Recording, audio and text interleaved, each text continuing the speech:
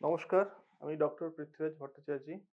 আমি একজন interventional cardiologist, Calcutta heart clinic and হসপিটালে আমার আমি বসি। আমাদের দেশে হার্টের রোগ কিন্তু মহামারীর মতো ছড়িয়ে পড়ছে। আর হার্টের রোগের একটি প্রধান যে লক্ষণ সেটা হলো হার্টের যে ধমনী সেটাতে কোলেস্টেরল জমে রক্ত চলাচলের রাস্তা ব্লক হওয়া। এর কিছু কিছু বিশেষ লক্ষণ আছে, এই লক্ষণ দেখে আমরা সন্দেহ করি কারুর হার্টে ব্লক হতে পারে।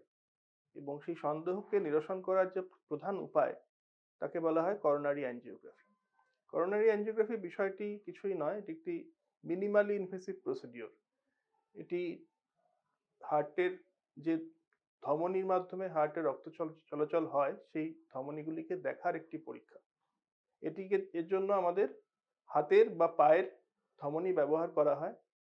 লোকাল অ্যানাস্থেসিয়ার মাধ্যমে জায়গাটিকে অবশ করে একটি ছোট চ্যানেল করে তার মধ্যে ক্যাথেটার নিয়ে যাওয়া হয় এবং হার্টের ধমনীতে একটি কন্ট্রাস্ট ইনজেকশন করা হয়, যার মাধ্যমে আমরা ধমনীটির ভিতরের যে লুমেন সেটাকে আমরা দেখি এবং সেই লুমেনের কোনো জায়গা ছোট হয়ে গেছে কিনা বা কনস্ট্রিকশন হয়েছে কিনা সেটা দেখা হয়।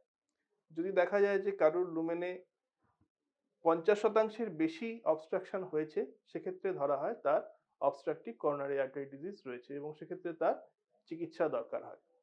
যে চিকিৎসা যখন মিনিমালি ইনভেসিভ মাধ্যমেই করা হয় তাকে বলা হয় করোনারি অ্যাঞ্জিওপ্লাস্টি। করোনারি অ্যাঞ্জিওপ্লাস্টিতে একইভাবে এই হাতের বা পায়ের ধমনীর মাধ্যমে ক্যাথেটার নিয়ে গিয়ে সেখানে স্টেন্ট ইমপ্ল্যান্ট করা হয়।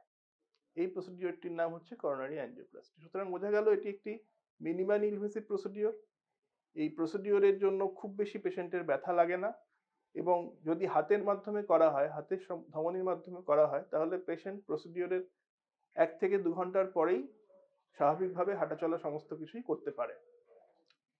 অ্যাঞ্জিওপ্লাস্টি পেশেন্টের পরবর্তী যে কেয়ার বা পরবর্তী যে আমাদের সতর্কতা অবলম্বন করা, সেগুলো হলো কিছু ওষুধ নিয়মিত খেয়ে যাওয়া, কিছুদিন রেস্ট বলা হয়, প্রধানত 7 দিন রেস্টে থাকা, খাওয়া দাওয়ার মধ্যে অবশ্যই তাকে ফ্যাট বা চর্বিযুক্ত খাবার এড়িয়ে চলতে বলা হয় এবং খুব ভারী এক্সারসাইজ নয়, কিন্তু স্বাভাবিক লো গ্রেড আর মডারেট গ্রেড এক্সারসাইজ যেমন হাঁটা বা জগিং করা এগুলো চলতে পারে, সাইক্লিং চলতে পারে, কিন্তু বেশি ওজন ক্যারি করা বা হাই ওয়েট এক্সারসাইজ করতে বারণ করা হয়।